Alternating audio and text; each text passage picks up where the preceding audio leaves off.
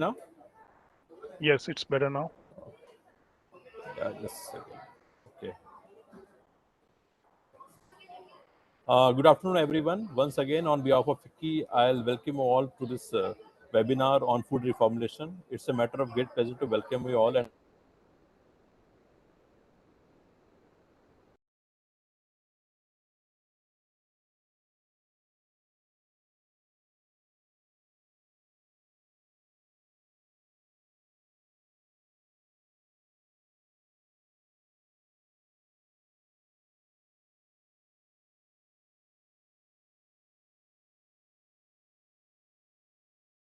We've again lost you. Abhinav, I don't know, am I the only person who can't hear you? We too can't hear. Yeah, sir. So Abhinav, I think the signals are poor. Let's start with anybody who can be heard.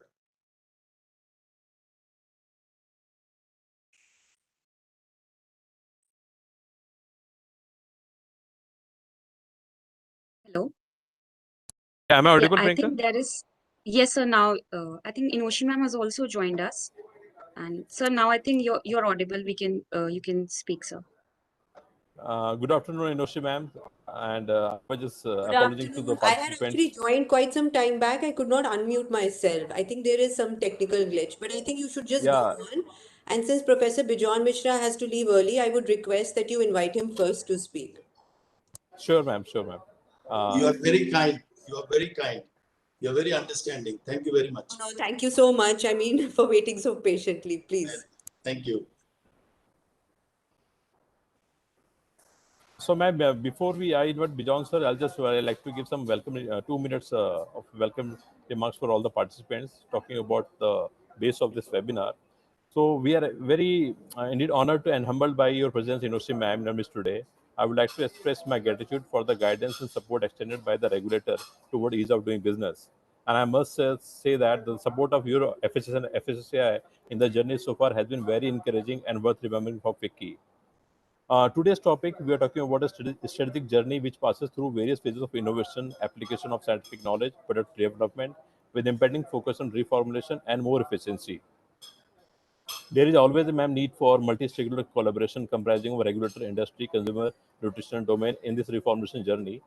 And so in today's webinar, our international expert and MOU partner FIA will apprise participants about the reformulation landscape in the ASEAN region, which will comprise of some regional policy developments, consumer and industry perspective, key drivers for reformulation, and approaches for supporting reformulation and challenges faced while reformulation. Without taking much of time, I'll request Inoshi ma'am to kindly deliver her inaugural address, and then we can move on to the panel session. Inoshi ma'am, over to you.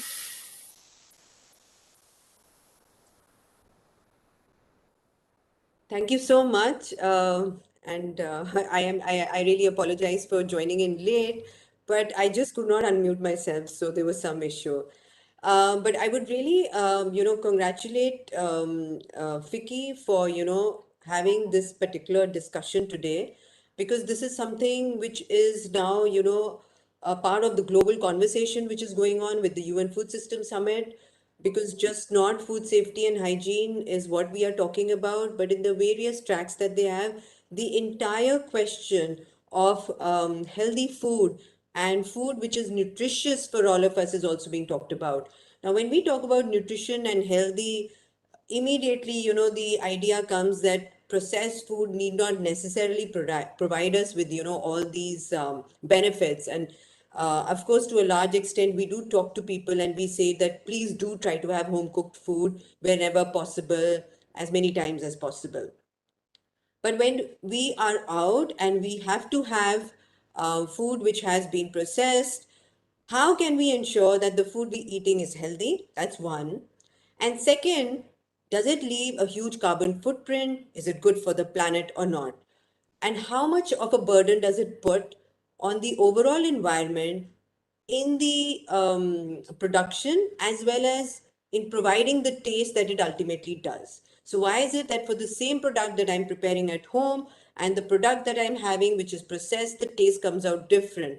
So these are some of the questions which come up. So reformulation to that extent becomes extremely important, Because in reformulation, the biggest advantage is that we can add nutrients, we can add fortificants, which actually on a large scale becomes extremely affordable. So a lot of people can procure it. The shelf life goes up. That's the biggest advantage. So you can actually produce it and send it to very distant parts of the country, to areas which are otherwise inaccessible, and to people who may not always have access to nutritious food throughout the year. So if we reformulate our products, we can go a long way. And that is one of the things that at FSSAI, as part of the Eat Right initiative, we do talk about a lot. In terms of how we can make it safe, we can make it healthy, and we can make it nutritious.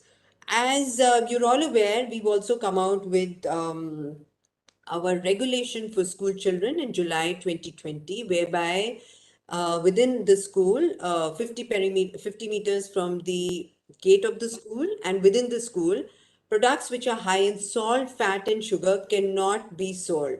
Now, for the food industry, I'm sure it becomes a huge challenge. Of course, we are at FSSCI in the process of actually developing thresholds for foods, and therefore the definition of foods which are high in salt, fat, and sugar is linked to it. But once that comes, a lot of food may or may not necessarily come into that category. But if they do, then they cannot be sold, within the school or to school children or around the school. So this is something maybe the industry can start thinking about. So product reformulation therefore becomes extremely important.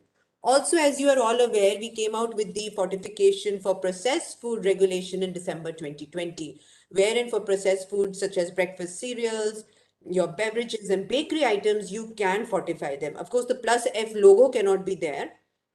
And again, the food cannot be high in salt, fat, and sugar. But that is something which, again, helps consumers in getting a lot of nutrients in, you projecting your product as a healthier option.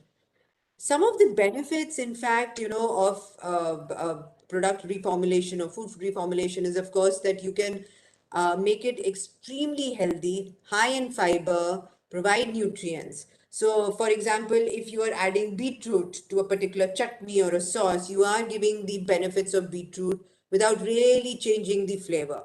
You can add herbs to enhance flavors, so you don't necessarily have to add high salt. Similarly, synthetic compounds can be replaced with natural substances. Breads and yogurts can come up with some, vegetables or fruits in it. Healthier options can become. So, of course, the biggest challenge, which I've heard time and again with reformulation, is that the taste gets affected. That if we were to reformulate, then people won't buy our product. Now, that is, I think, something which we will have to do very, very gradually. It's not like in the very first game, if you are putting 10 grams of salt and you straight away jump down to 5, it's not going to work like that. But at least come to 7 or 8 and then gradually bring it down. A lot of people, I'm sure you are from the business industry, you've moved down to Europe, you moved to America, you may have moved to different parts of the world, and you would have realized that in every country the taste is different and the salt and the sugar component also varies.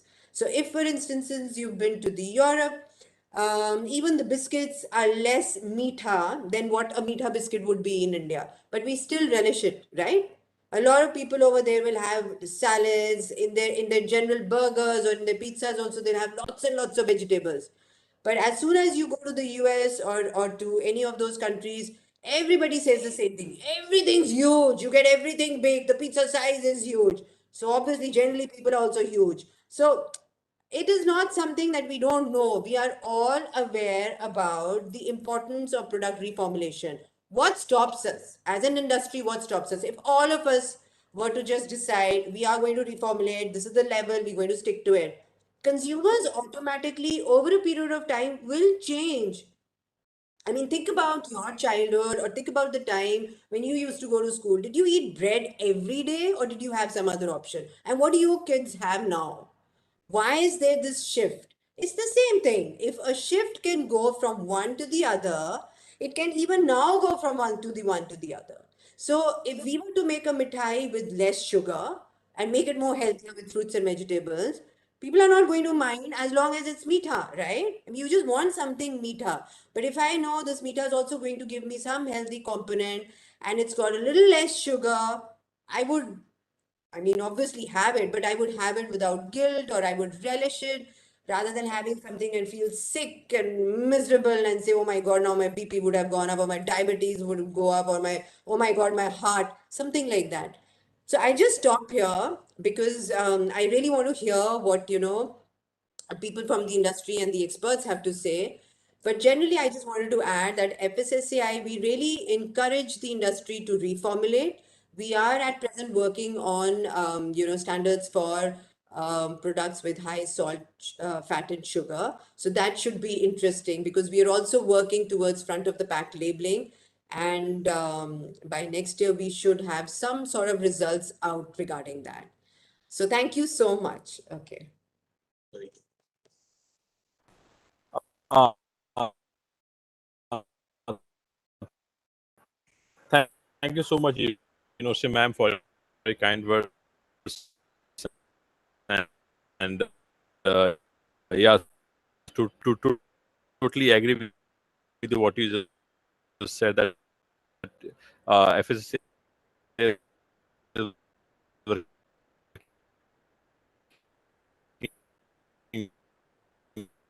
very, very closely with the government, with the industry, and industry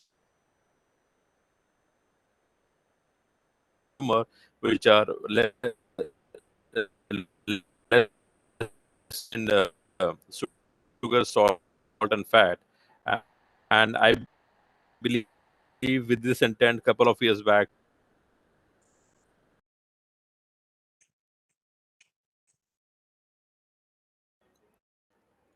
Bijan sir, how much time do you have? Well, I have to leave at 3. So now it's up to you all to take up this. I have to leave at 3.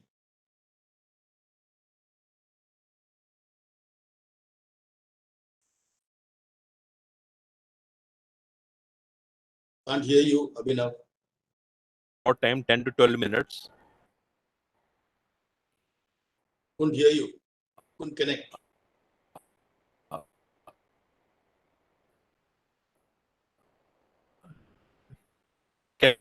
Can you hear me? So your voice is still breaking, Avinav. So maybe I may request Yeah. Madhavi to. So I just invite Sabira to take over the session. And So, Abhinav, are we starting with the panel first? That's the clarity we are seeking. If sir has to sir, can leave. you hear me? Yeah, hi Abhinav. Yeah, I can hear you, but you're breaking up, so it's not clear what you're trying to get at. Sabira, go ahead with the presentation. Okay, I'll make this really quick. Calissa, could you help me share my slides, please? Thank you. Um, Good afternoon, everyone. I'll just make it real short and quick for you to give you a broad overview of the evolving landscape around reformulation in Asia. My name is Sabira Ali, and I'm with the organization Food Industry Asia, and it's lovely to see you all virtually. So we can jump right into it.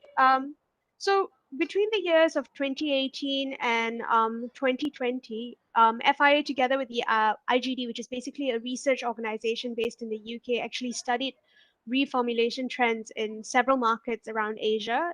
This includes Singapore, Malaysia, Thailand, मेरा network बहुत poor है. You take it forward. India and Indonesia to understand the extent of reformulation that's been undertaken by the industry, how consumers actually feel about it with the use of alternative ingredients, as well as the support that industry was seeking in order to accelerate such efforts. This study was essentially modeled by a research that was first carried out in the UK when a fiscal policy was in discussion in the UK. Beyond the 5 markets that we've actually covered in Asia, we also carried out a similar study in China with the support of the China Food Information Center, as you can see, using a slightly different methodology, but working towards the same objective. So in that regard, FI also felt that it was timely to look into the reformulation landscape from a consumer and industry perspective in the Philippines, given the strong possibility towards the introduction of various punitive measures in that nation. So the complete findings for the Philippine study is still currently under consolidation, but I will be happy to share with you some high-level findings today as well. So because these efforts are often taking place behind closed doors, these findings actually offer a very valuable tool, not just for companies, but also for governments to actually assess the progress that industry has undertaken so far. So we conducted a online consumer survey in these markets to actually understand consumer perspectives on health and reformulation. Just a word of caution really is that when we look at this data, we need to thread a little bit carefully here because it's quite common for consumers to overclaim how healthy their diets might be. Also, there are slight differences in the sample size from country to country. Say, for example, with the India sample, it excludes those that were living in rural areas and also those that do not speak English. Similarly, the sample size for China only covered those that were living in big cities within the country. When we looked at gathering the industry data, we actually carried out an online survey to assess how companies are progressing with reformulation and also looked into carrying out industry interviews to get a bit of a deeper analysis around the challenges that they were facing with regards to product reformulation. Also, because the China study was carried out a bit differently, some of the data during this presentation will be presented separately. So if we move on to the consumer attitudes, the general trend in the key markets that we studied, not including China, was that more than 2/3 of these consumers actually looked out for nutrition information on packs, and about 50% of those looked out for information, particularly around sugar. On a country level, when we look at it on a country level, more Indian and Thai consumers claim to actually refer to nutrition information quite regularly. In China, the majority, or about 94%, actually said that they look for nutrition information, and about 70% of them do so regularly. And specifically, Chinese consumers looked out for information around fat, fiber, protein, and sodium when they were purchasing products. And as you can see from this slide, close to 6 in 10 consumers actually claim to look at nutrition labels that would facilitate their food purchases. In India, particularly the last bar at the bottom, 97% 97% actually refer to these nutrition labels at least sometimes or regularly. As I mentioned earlier, consumers in Asia, excluding China, actually tend to look out for information around sugar, followed by fat content and calories that are present in the food item. When we look at it on a country level, you notice that there are slight variances, with more Thai consumers looking out for information on salt, Indonesians looking out for information around vitamin and mineral content, and Indian consumers looking out for information on protein and fiber. We then actually asked these consumers what their views were around reformulation, and about 8 in 10 people, or 80% of these consumers, actually felt that companies should continue to reformulate the products to make them healthier. And whereas only a marginal 3% actually said that the foods that were already out there were healthy enough and there was no need for reformulation to take place. To top that off, over 70% of these consumers actually were receptive towards the use of alternative ingredients such as low non-caloric sweeteners as part of reformulation. This data set is representative of all of the markets except for China. Whereas in China, close to 70% of these consumers actually thought that the food and beverage sector were already offering healthier products. And only about 40% were generally receptive towards the idea of product reformulation. Moving on to the industry perspectives on reformulation, we actually covered a range of companies that looked at a broad category of products ranging from cereals, snacks, confectionery, beverages, frozen desserts, and so on. When throughout this study, we were actually able to identify that about 12% of the companies in the region, including China, had plans to implement their reformulation activity. Over 70% of these companies had already kickstarted these efforts, with about 10% indicating that they had done all of the work relating to reformulation. Although we only had a small percentage, which was about 5%, that noted that they had no plans to get started on reformulating its portfolio. Many different reasons were actually cited for action. Improving public health, meeting consumer demand were definitely described as the top two motivators to reformulate, with building or maintaining brand reputation being the third factor. More importantly, what we need to take note of here is that it's a combination of these motivators that really makes the case around reformulation compelling. It's to deliver for the consumer, and with more and more companies pumping in their resources around reformulation, companies that are not are basically at danger of being left behind with the changing consumer demands. The industry priorities in general have been shifting with the evolving consumer trends. And while this question wasn't asked in the same way in the China research, reducing sodium, reducing or removing trans fats, and the removal of allergens were basically seen as the top three priorities in all other markets. These works in these areas actually still continues on, but reformulation efforts are also moving in the direction where there's a growing public interest. So in the next slide, you would actually see that sugar reduction, incorporating more fiber, are definitely reflected in the company's activities a lot more across the key markets in Asia that we covered. This is also actually linked to the growing prevalence of obesity and diabetes, and also the increased focus around fiber comes with the growing consumer awareness with regards to its health benefits.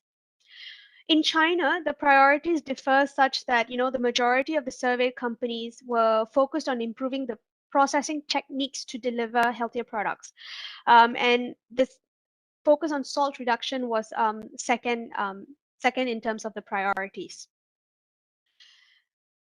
Companies actually used a range of techniques to support their reformulation programs, particularly fortification being one of the top approaches that's been adopted by companies that are operating out of Singapore, India, and Indonesia.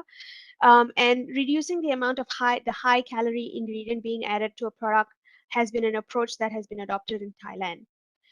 We also asked these companies about, what are the barriers to reformulation, and companies identified maintaining taste, consumer acceptability as the top challenges. Budget issues were largely observed amongst SMEs, but also with MNCs to a certain extent. Reformulation can be relatively simple, but sometimes when you make the small changes, it can actually add up to a very massive difference in terms of taste, texture, aroma, and even the appearance of the product. So this is why technical expertise and a massive amount of consumer testing is essential to ensure a successful reformulation case. While plenty of activity is already underway here, we also asked these companies what might actually accelerate their reformulation efforts. And we found that, almost 80% of these companies in Asia were likely to carry out more R&D if they received a lot more of fiscal incentives or financial support from their governments. Companies also highlighted that, with more awareness around the changing public health priorities, the national nutrition targets, would help them better plan their reformulation pipeline. And this was particularly of a bigger concern in Indonesia, Singapore, and also in Thailand. The methodology that was actually carried out for the study in the Philippines is also adapted from the studies that we conducted in all of the other markets except for China. Like the other studies, there are two parts to this, assessing industry's progress and also gathering insights on how consumers perceive health, healthier food products, and how they actually make informed food choices. Like I said, the consumer component of this study is still being analyzed. So we've just concluded the quantitative component of this study, and I'll be sharing these initial findings with you now. We actually used a purposive sampling method when we reached out to these food and beverage companies, and we gathered data from 70% MNCs and 30% SMEs operating out of the Philippines. We actually gathered a total of 30 responses from these companies, and we found that a majority of those companies that we surveyed were from the manufacturing sector, and 7% were retailers. So by and large, the findings around the Philippine data is quite similar to what we had observed across the region. There was nothing too significantly different about it. With 70% of the companies in the Philippines having kickstarted reformulation efforts and 23% having plans to do so. Also, majority of the companies, about 94%, said that they were more keen to carry out R&D in the Philippines if the government offered them some financial or fiscal incentives. The top reformulation priorities, again, very much focused around adding whole grains, proteins, dietary fiber, as well as reducing sugar and salt. Meeting consumer demand, improving public health, and also finally responding to government regulations were also seen as the top 3 drivers for reformulation. Again, when we looked at challenges associated with reformulation, this is very much aligned with the regional view, being related to taste, budget limitations, and consumer acceptability. About 87% of these companies actually felt that they were big enough to make a meaningful impact to deliver healthier products to its consumers, and 2/3 of these companies agree that they have a very important role to play to enable consumer choice by making their products healthier. So when we looked at, we also asked them about, their reformulation approaches, and 80% of the food companies tend to lean towards making a variety of changes to a recipe simultaneously, while 2/3 of these companies that were surveyed said that fortification was a very big approach that they followed with. So some high-level takeaways from my very quick presentation is that taste, quality, and price were definitely the most important aspects that Asian consumers were looking out for when they were choosing food. The reduction of fat, trans fat, salt, and sugar definitely remains as the top industry priorities, as is fortifying products with vitamins, minerals, and fiber. The challenges, like I said earlier, very much related to budget, taste, and consumer acceptability. And over 2/3 of these Asian food manufacturers feel that they can definitely accelerate their efforts if there was a lot more government support. And finally, because reformulation actually takes a lot of time and requires significant budgets and technical expertise, to ensure that the healthier the reformulated product actually doesn't affect the consumer taste or consumers feeling sort of like perception towards it. It is very important for both, policymakers as well as industry stakeholders to take on a bit of a collaborative approach when it comes to policy making, and especially with regards to, front of pack labeling schemes or responsible marketing to children, because it it needs to be done in a very incremental way. And with that, I would actually end my presentation. Thank you very much. Thank you, Sabira, for such an informative study which you have done related to the Asian region regarding the reformulation. So now, without taking so much time, now I would request Ms. Madhvi Trivedi. We are just going to start our panel discussion, which is termed as Evolving the Food Product Reformulation in India and the Way Forward for it. And the esteemed panelists for this panel discussion are Professor Bijon Mishra, who's the founder of Healthy You Foundation, Mr. Zafar Khan, who's the head of SRA Mondelez International, Dr. Nazreen Hussain, who's the National Executive Committee member of IDA, and Ms. Sabira Ali, who's a Public Affairs Manager, FIA Singapore. So now over to Ms. Madhvi Trivedi. Ma'am, please request you to kindly take the floor. Yeah, thank you, Priyanka. Thank you so much for this. And I hope everybody can hear me properly. And a very warm welcome, I think, to the entire panel here. We have a very elite panel here with members coming in from different specialities and bringing their functional expertise and competence to the table. So I think we heard Inoshi ma'am and Sabira actually take us through the journey, and very relevant points made on the growing evidence, that we have today, especially in the pandemic, with detrimental effects of nutritionally poor diets, right? And therefore NCDs. So I think the most important point is here about how do we really promote healthier diets? And that is where our today's topic of conversation sits, which is reformulation. So basically, there are two ways of doing this, okay, and two kinds of interventions that we can talk about. One, definitely the area where Professor Mishra is very active in, and that is increasing the consumer awareness, right? And this is basically establishing the relationship of food with health. And how can we do that and change the behavior in consumers? Maybe social media marketing campaigns or consumer-based or community-based interventions, or could we do it through promoting healthcare initiatives and programs? But however, the bigger thing that we are here to discuss today is the fact that how do we actually improve the food environment, the choices that are available to the people. And I think it's a very strong data that has emerged, and the points that Inushi ma'am made is that it's not about the reformulation is just not about decreasing or reducing the nutrients of need, but industry is striving to provide components and nutrients of to encourage as well, like proteins, fibers, vitamins, etc. So with that, I invite Mr. Mishra first to kickstart the discussions. And so I think you have immense experience, with consumers, and I think we want to kind of, really get your expertise on one thing, that what is the consumer behavior like on reading food labels in India?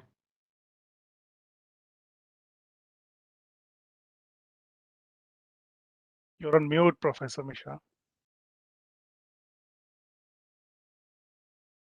Yeah, thank you, Madhavi, for the lovely introduction. You're very kind. You've been very encouraging.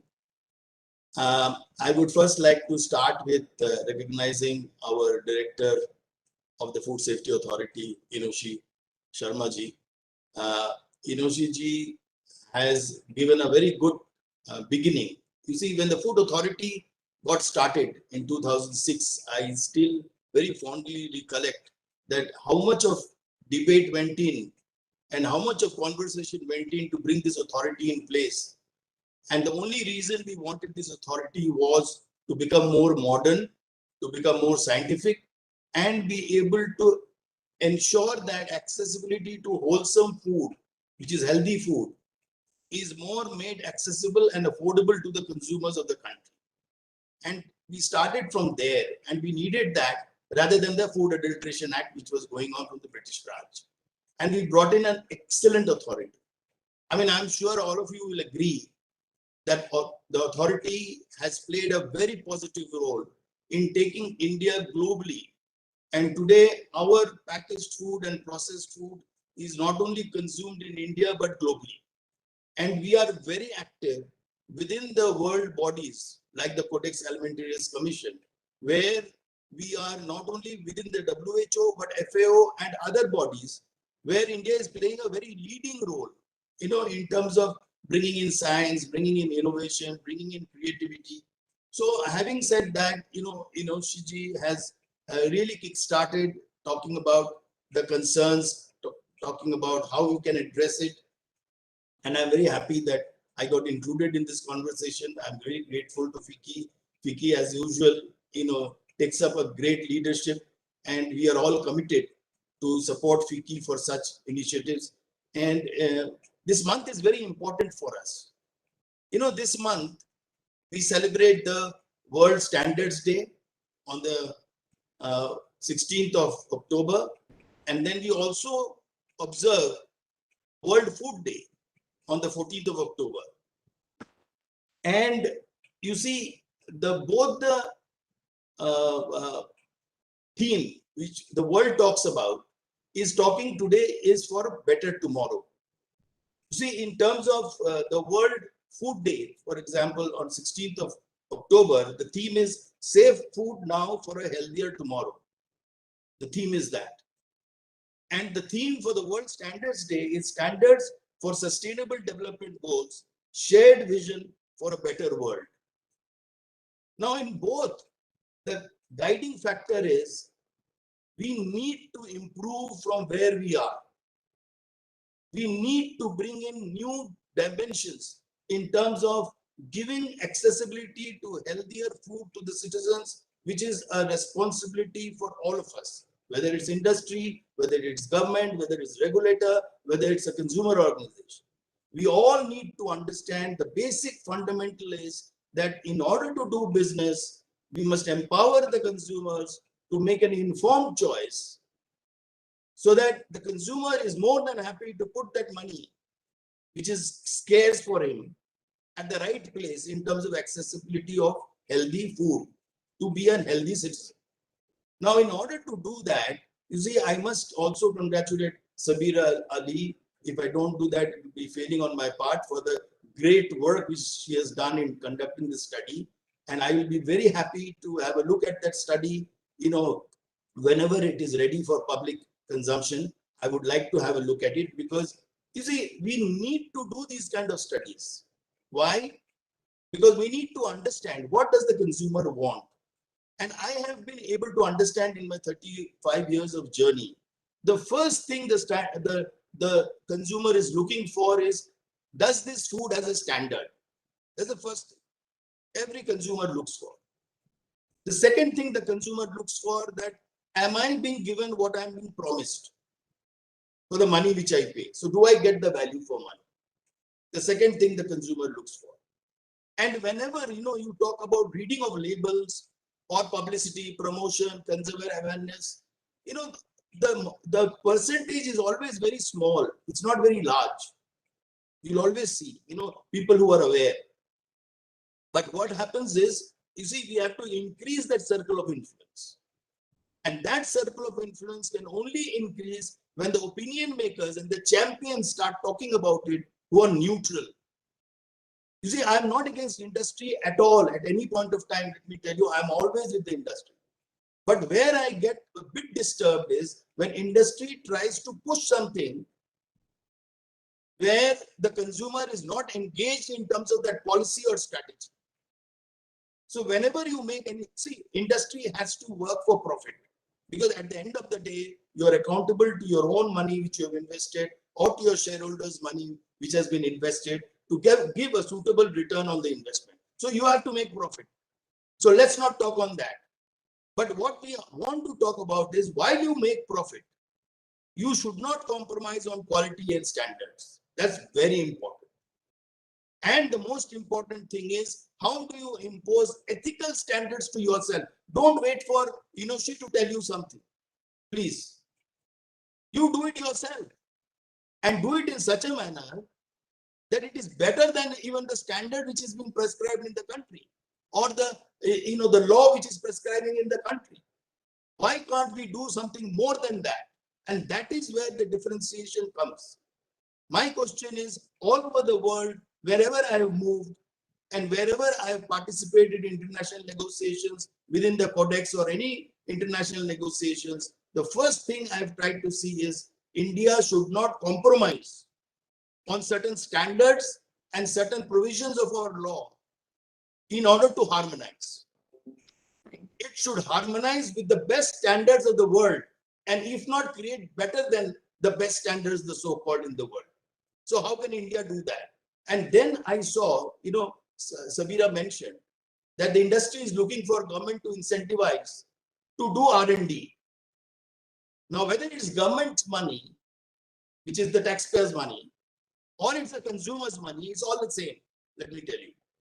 So what I have always been telling the industry is, government will always invest with you. They'll be more than happy to invest with you. But you start the innovation, you start the invention, you start the creativity to bring in that healthier food to the consumers, and don't make it mandatory, for heaven's sake. Give a choice. Give an informed choice to the consumer so that the consumers can accept it. And let me tell you, my experience, that iodized salt, for example, we have done it with a very noble cause, with a noble motive, that we must fortify salt with iodine. It was very important for us in our country. We have done it with a good cause.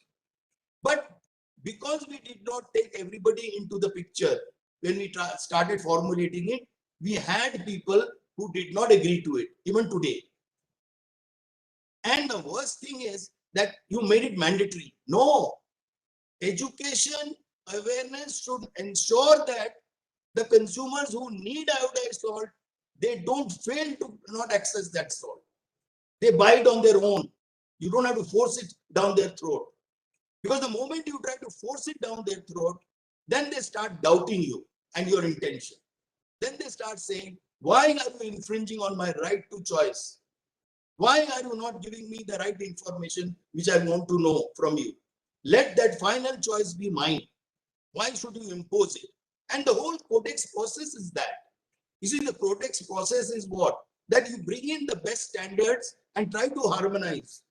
I would attend meetings in codex for years together, whether the word should be shall or should in the language.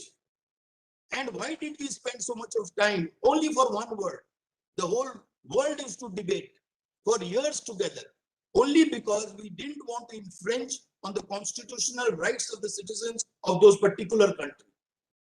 See, we wanted to always ensure that constitution of the country is supreme and consumers and citizens' rights are supreme and they have to be honored and respected. So you have to give informed choice to the consumer. So I have nothing against formulation, reformulation of food products, let me tell you. And as a consumer advocacy person, I would always be in favor of bringing in innovation, science, and bringing healthier food, but making it accessible, affordable to the citizens. If I can't buy, then it becomes the responsibility of all of us, all the taxpayers, to ensure that the person who is not able to buy, but he needs it badly, is being made to get it in a manner the person wants it, not in the manner where you want to drive it. You see, the moment you try to drive it, there is a suspicion. You know, people start suspecting you. But moment you make it voluntary and you empower the citizen and the consumer to make an informed choice, you give a great amount of respect to the consumer in terms of the food. So I'm sure Sabira's work which she's doing, or the work which we are all trying to do, we will aim at to make sure that the bottom of the pyramid, the people who are there, the poorest of the poor in the country who are there, they are able to get all that benefit of an innovation for reformulation in their own interest, based on credible information from credible people of the community who tell them that, look, this is important for you. Like I go to my family doctor, or I go to my senior most family member and seek advice and guidance about my diet, about my habits, about my lifestyle, and I go with closed eyes in terms of what they prescribe to us. So when they do that, or whenever we do that, it is based on a lot of trust and faith in each other. Let's not break that. I mean, that's my concluding remark to you all. We have to build that trust and faith in that system where people, all of us who are today listening to us, who are participating in the panel, who are the opinion makers, the policy makers, Inoshi ji, I'm sure she's working day and night. Midnight oil she's burning. Why? Because she wants to give the best to the citizen. She also could have opted to join an industry and work there, but she opted to work for the government. And she's come to government to work because she is determined that I want to work for the citizens. And Food Safety Authority, there is no other body in this country. Let me tell you, there is no other body in this country who can work in a neutral manner in the interest of all the stakeholders, based on science, innovation, credible information, credible science, and be able to formulate policies, standards, and regulations. My closing last sentence is, next month is being observed as the World Quality Month. And second Thursday of every month of November is observed as World Quality Day. So 11th of November is the World Quality Day. Let us pledge that we will all work together to ensure that we assure standards, quality, accessibility, and affordability without any discrimination in terms of the economic profile of the citizens. to access healthier food and wholesome food in whatever manner science tells us to reach it to them. And we pledge to do that. Thank you very much. I think, thank you, sir. That was great insights from you. Actually, who's understood the consumer very well. So thank you so much for that. And with that, I move on actually to our nutrition expert here, right, Nazneen. Very warm welcome to you, I Nazneen. really want to listen to everything, but I'm sure, I hope it is getting recorded. If not, I would like to access the inputs from everybody, and kindly Fiki, Priyanka, make me accessible to the report. I have to leave if you all don't mind. People are waiting. So thank you very much for inviting me. I hope I have been able to convey the message on behalf of the consumers to you all. Thank you very much. Yes, sir. Thanks, Absolutely, Dr. sir. Professor Thank you Mishra. so much. Nice having you here. Thank you so much, Bijon Yeah. sir. Thank you so much. Thank you. Thank very you so much. Thanks a lot. So Nazneen, actually, you were the nutrition expert who actually talks to our consumers every day, be it through them being your patients or your clients or ordinary citizen with no problems. So what do you think, why do you think food reformulation is the need of the hour? Right? We are talking so much, deliberating on that. What's like something that comes quick to your mind on that? Okay. Thanks, Madhuri, for that. And I think some great inputs by Inoshi ma'am and Mishra sir, Professor Mishra before. And I think in today's time, I think consumers are also getting aware. Sir has just given us a very beautiful landscape. And I think for the whole nutrition industry, the pandemic suddenly has kind of shaken up a lot of consumers. Indian consumers, there was earlier before the pandemic, there was a part of them who thought tremendously about nutrition, but not everybody was. But when the pandemic has hit, a lot of people are kind of looking at nutrition in a very serious format. So I think there is a need for innovation. um, Sabina made a beautiful presentation. So, and I think that the need is not only for reducing HFSS. Okay, definitely, if you look at the pandemic, we've had two clear uh, kind of class of people. One who have stayed, gained around 10 to 12 kgs, and have progressed to pre-diabetes, obesity, etc. But there was another group of people who have actually moved towards fitness, wellness, health, and they're seeking to get better. So, in my opinion, definitely we need to look at working on the reducing the high fat, sugar, salt foods for sure.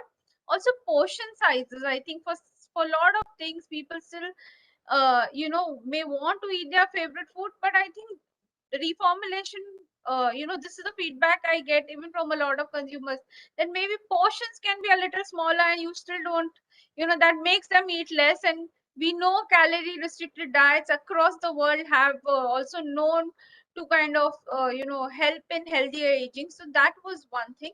But today I think a lot of work also, and trends also speak that plant-based diets, probiotics, increasing fiber, low glycemic index foods, all of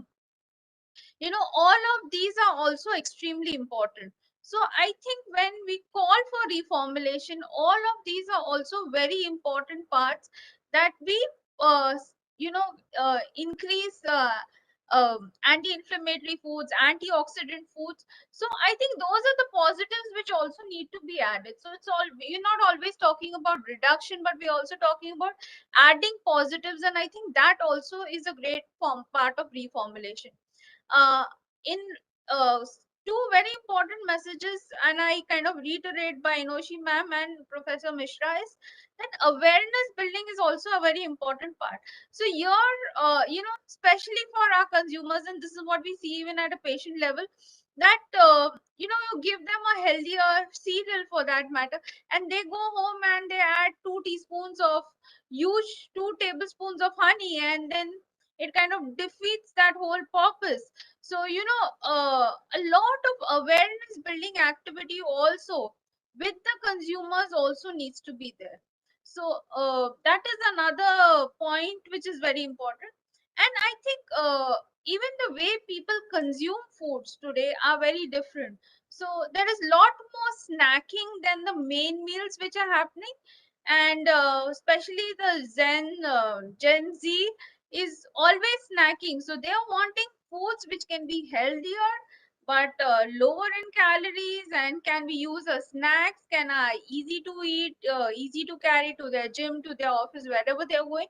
So these definitely are like, very foods which everybody is aspiring. Currently we have a huge gap because we have very few foods which they can actually take, high protein foods, which are healthier. And so I think those are spaces definitely which, I see a gap. And when patients or clients come to us, they don't really have anything. A lot of them also looking at nutraceutical, they are somewhere in the midway of, you know, uh, which way to go. And I think there's a lot of confusion in the market. No, Yeah, I those are think, my points.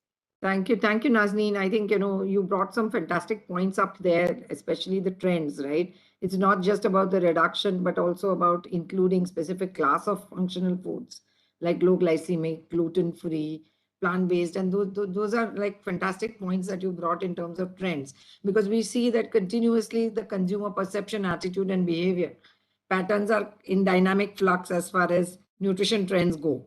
Right. Now, as a nutritionist, while food industry will and is playing a role, right? What are the other initiatives that will help consumer behavior to change? I mean, from that side, we would like to hear from you.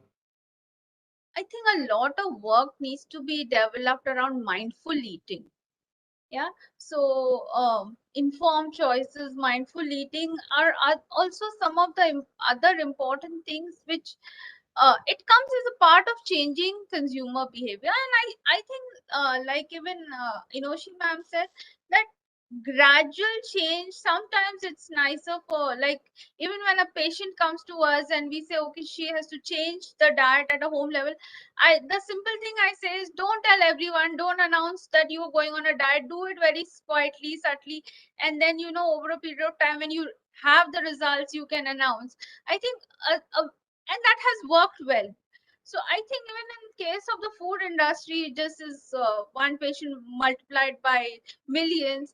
And I think that's a good thing, that go slowly, the reduction can be phase wise. And you know that definitely may help for the consumers also, not to let go of their favorite foods, still have them as a part of their household thing, and be lesser portion size, you know Yeah. controlled eating, all of them are important. No, I think we've seen some great examples actually across different parts of the world, and I'm sure actually Mr. Zafar will allude to that in his thing, like where UK has done this responsibility deal, right, through stepwise reductions and inclusion of fruits and vegetables in the diets, etc. So I think, yeah, those are actually the positive inputs that really work. So, and we'll come back to you, Nazneen, in a bit, because we know you are there with us still. So there will be a lot of deliberations, but I move into the next panelist, and we have Mr. Zafar Khan. Actually, he heads the Scientific and Regulatory Affairs for Mondelez International, and he's going to be the face for industry here. So while we have spoken a lot from a regulatory and nutritionist perspective and consumer advocacy piece, right, it will be important here to tie in and marry the fact that how has industry stood by the self-regulatory and statutory commitments at both global and local levels? Because I think Mr. Mishra actually, alluded a lot to self-regulation by industry, and that actually brought this forth to my mind, that how does industries, play in that zone, at the global level and local level, especially for MNCs like us. Sure. So first of all, am I audible? Absolutely. All right. So first of all, I would like to thank to Vicky for creating such a wonderful platform where we really have this dialogue and then exchange our thought and status where we are in terms of our contributions. And then definitely I heard Inoshi ma'am, then Professor Mishra, and then Sabira.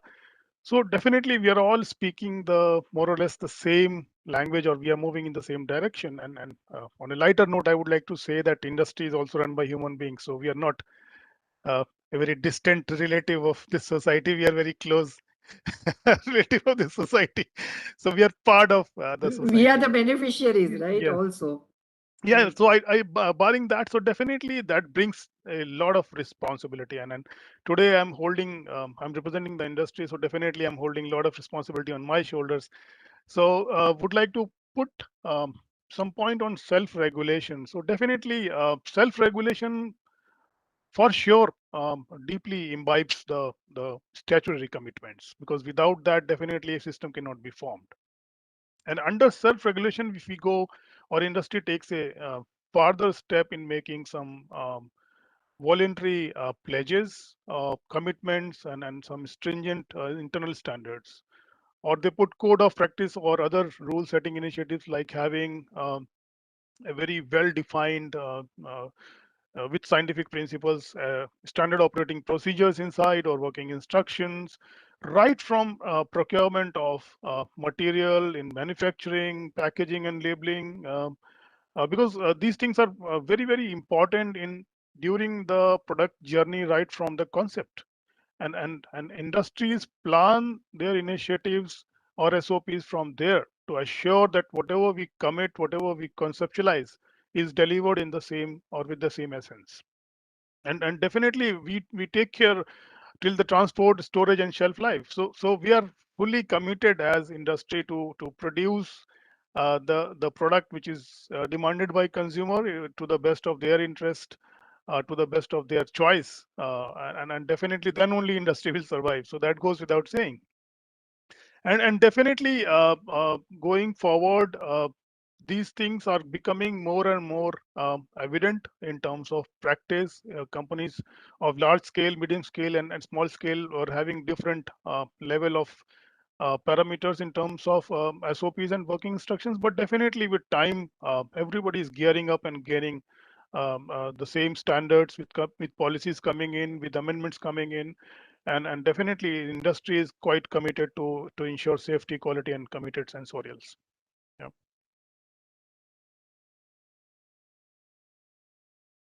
Mr. Zafar, actually, one question. Yep. Can you hear me? Yes, Yeah. very well. So, what would be the objective of the industry on the reformulation journey? And at the same time, what would be the challenges with respect to reformulation? Because that is something that we continuously, right, have to kind of balance out.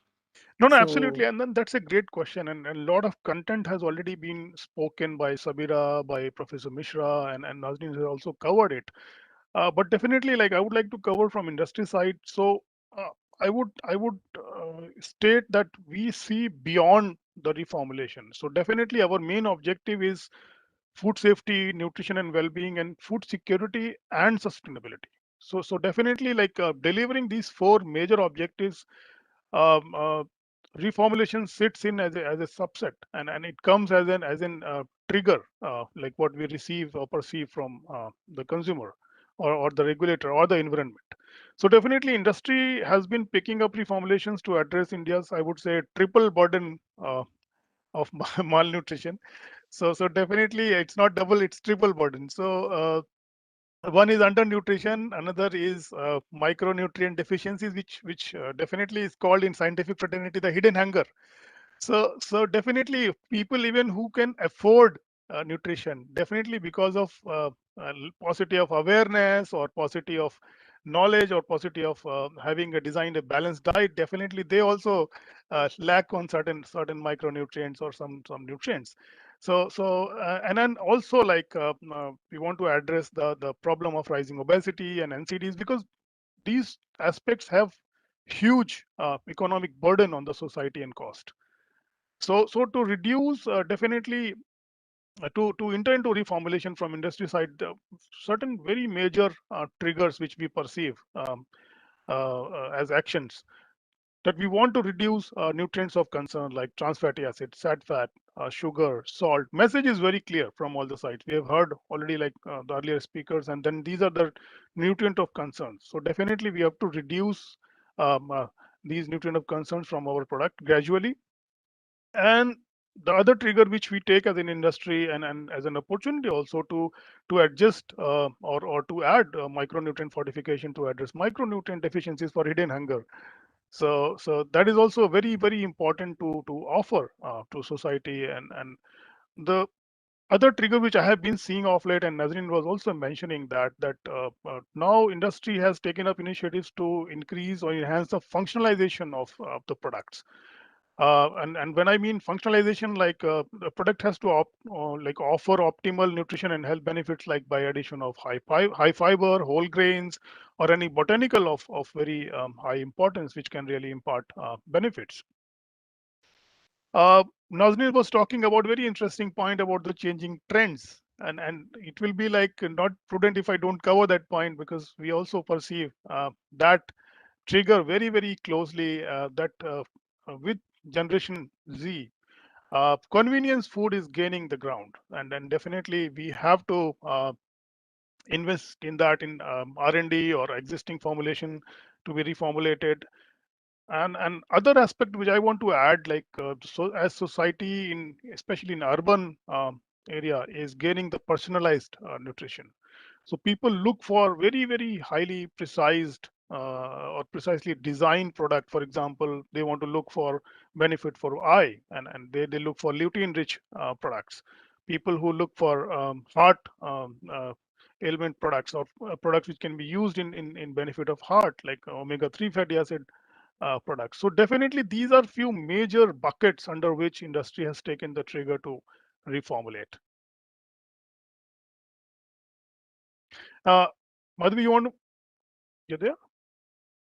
I think she's dropped out on a All right. signal. So maybe second question, if I remember correctly, was the challenge she was asking. So on a very serious note, that we don't have to forget that every reformulation is a formulation. So definitely, considering that concept, whenever we touch a recipe or a formula or a composition, all parameters have to be reestablished. And that is the most important factor, because reformulation is not just removing or adding something and then just bringing it in the market next day. It's a very, very resource intensive exercise in terms of, first of all, the consumer understanding what consumer needs. Why should we reformulate? And second is like the huge cost which it involves, and a human resource, and the time frame, because it cannot be like, as I said, brought next day. It will take its usual time to establish all parameters of safety, benefits, quality, and shelf life. So definitely it has to undergo this whole cycle in terms of reformulation. It's not an easy task. And definitely the major challenge, which already been mentioned by the other panelists or speakers, is like the taste. So you have to compete with your own product against which you are reformulating. So definitely there's always a threat of losing consumers or customers to other products, and that defeats the purpose actually then, uh, if they don't retain to your product.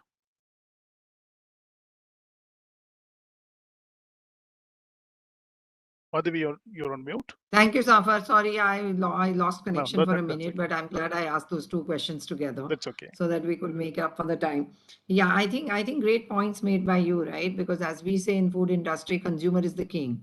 And when consumer is the king, right, for consumer, taste is the king. Yes. So how do we really kind of, match up to the acceptability? And, most of the points actually brought forth by all the panelists here, right, is the fact that how do we really bring to the fore the acceptability, accessibility, quality, food safety, and food and nutrition security. I think that's the overall challenge for industry to meet all the time. Right. With that, I think I'll move on to Ms. Sabira Ali. Sabira, I think thank you for that fantastically insightful presentation. Actually, consumers are not very different across the region, right? While the eating habits and everything else is so different, right? So with that, I kind of have a few questions, and I'm going to kind of, because my Wi-Fi is also going up and down, I'm going to relate the questions right away to you, just in case I get dropped off. Right. So just I think as you presented, what are your thoughts on key recommendations from the FIA report? Right. Besides that, uh, what will be the ideal ways in which we can address these challenges, and how key stakeholders can cross collaborate and work properly? right? Because we saw a lot of intention in your presentation and very positive intent. When you said only 5% haven't thought about reformulation, is a very big incentive actually in itself, right? For I think the other public stakeholders to see that private partnership and public partnership can really work. And finally, if you can share, a couple of best practices from other countries, where things like this has worked, because you also mentioned, and that is a key takeout I picked up, that, when things are very well defined, right, industry starts to plan their innovation pipelines accordingly. I think you mentioned that while you were presenting. So what could those collaborations look like and how would they come to life? So those are the three questions that I have from my end, just Thank you. in case I get dropped No off. worries. Thank you so much, Madhavi. And also Sure. thank you to Vicky for having me as a panelist here today. I think a lot of these messages were already covered, and I will try to steer a bit of my response towards the best practice and the collaborations between public and private sector. I think first off, in terms of the recommendations of the report, let's look at it in three buckets, right? So one being the consumer perspective, the second being industry perspective, and the third government perspective.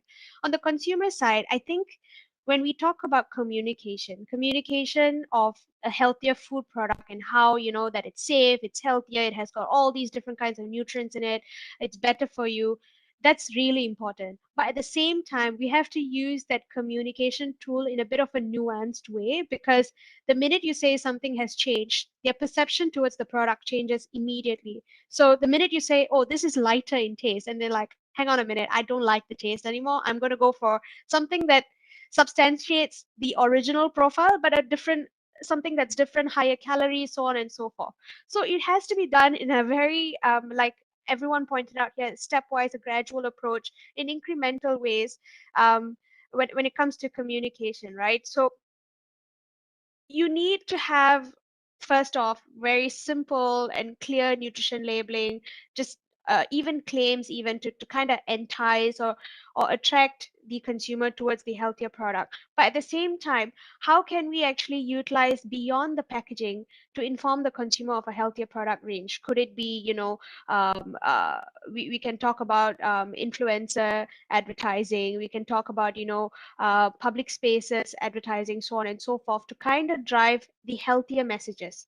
And this is where the government perspective also comes in, whereby the private and the public sector can work together in driving those messages. Because one of the key points that was picked out from the Indian study in particular was that close to 70% of consumers in India felt that, nutrition advice in general is very confusing. They don't know what to actually believe or what to follow. There's just too much information out there, and there's a lack of credibility.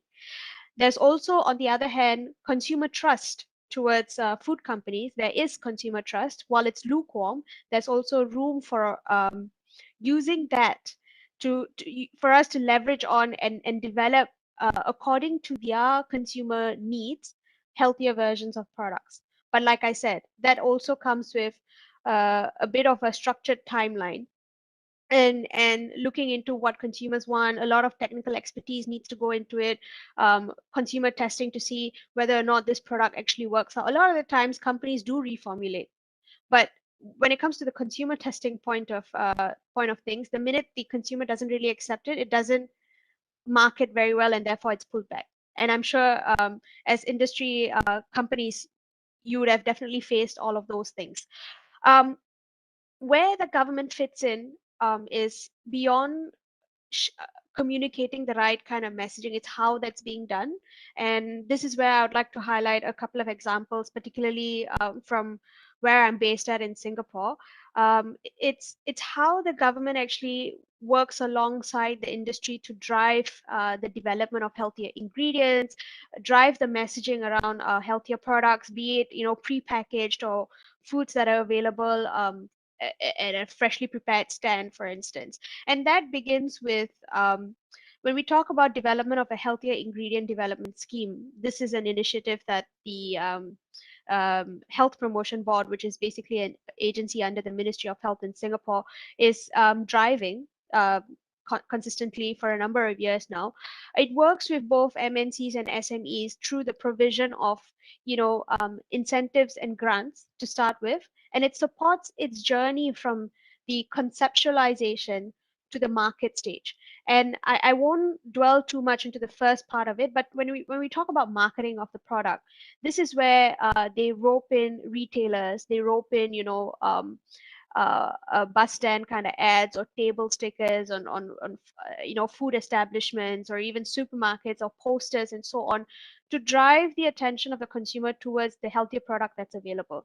It could even mean, and this is quite common in the retail stores in Singapore as well, they have specialized aisles for products that carry the healthier choice symbol. So within a product, the same product category, if a product has got a healthier choice symbol, it's lower in fat, sugar, or salt, or it's higher in calcium, or you name it, right? A high in vitamins and minerals. Those products actually have a specific aisle, and the consumers, when they enter the retail store, that's one of the first few things that they see. Therefore, it kind of drives them towards that product in itself.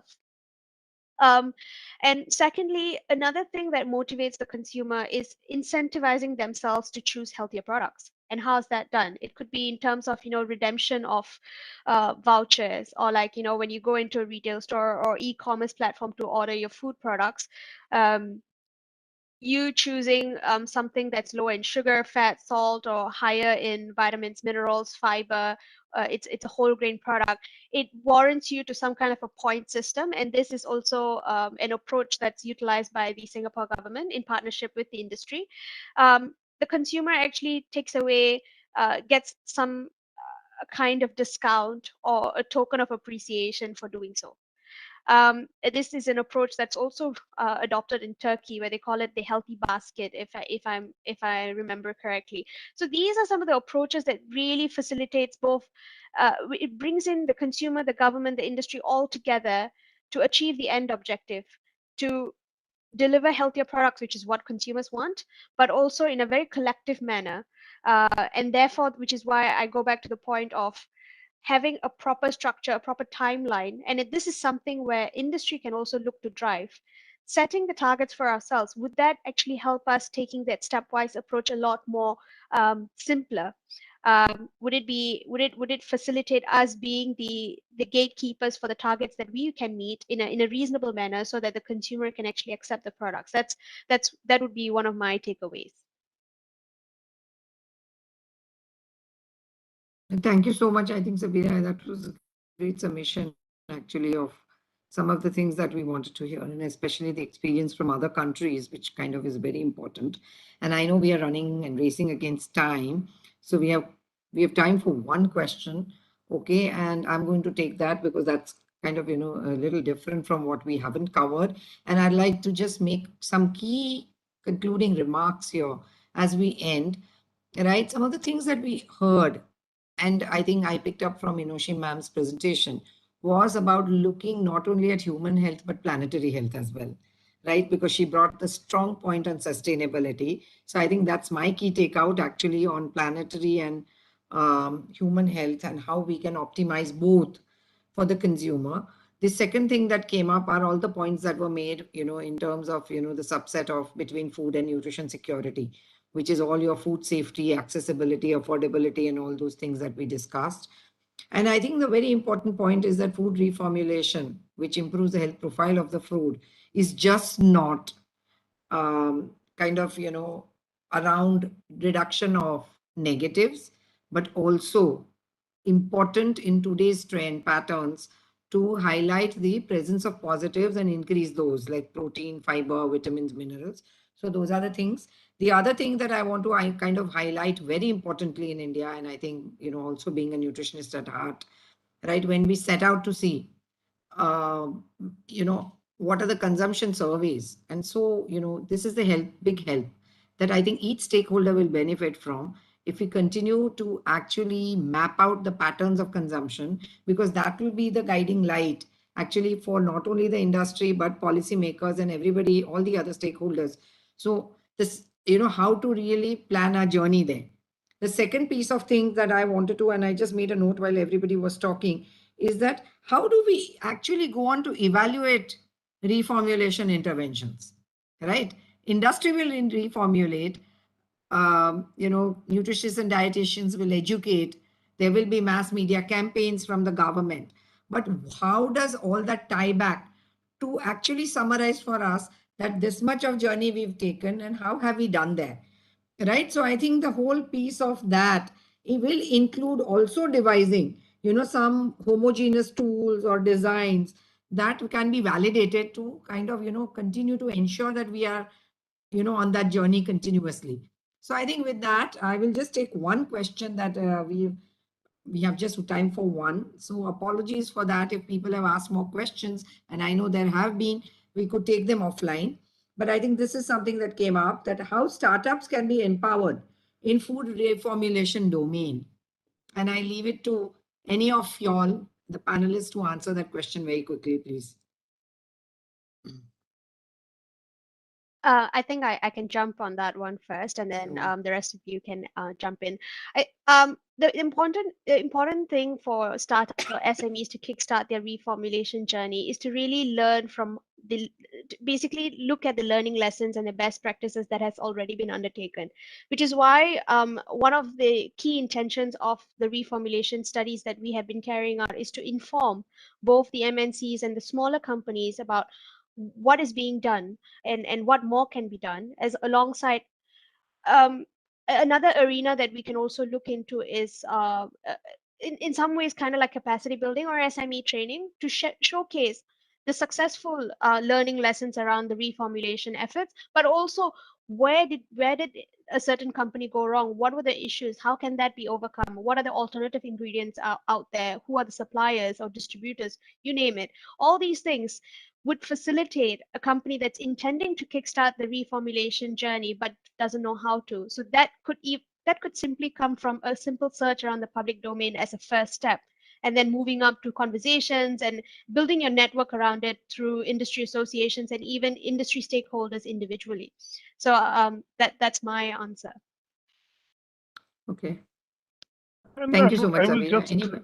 Yeah, so just add to what Sabira said, and definitely see relevance doesn't go waste. So if you are really reading the right message as a white space or gap which you want to fulfill, size of the organization doesn't matter much then in that case. So I think it's more the relevance which you are trying to address. So if you read that right, as Sabira said, then you can definitely arrive to other factors or place other factors in place.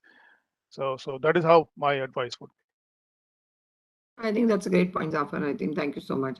I think with that, I hand back the mic to Priyanka. Thank you very much, I think, for your great insights, observations, and the key takeouts that we've garnered from this discussion. Priyanka, over to you from here. Yes, Thank ma'am. you. Thank you so much, ma'am. And first of all, Vicky would like to propose a hearty vote of thanks to our guest of honor, Ms. Inoshi Sharma, as Executive Director, FSSAI, and obviously to our esteemed panelists. And special thanks to Madhvi, ma'am, because for you only we are able to effectively, do this panel discussion. And obviously, webinar would not have been successful without the participants. So we would like to thank our distinct delegates from industry, academia, nutrition domain, and any one of those who have just joined the webinar. Thank you all. And FICCI would keep on maintaining this momentum for creating the awareness about these important agendas. So thank you all. Stay safe and stay healthy. Thank you, everyone. Thank you very much. Thank you very much. Thank you. And bye. Bye. Ma'am.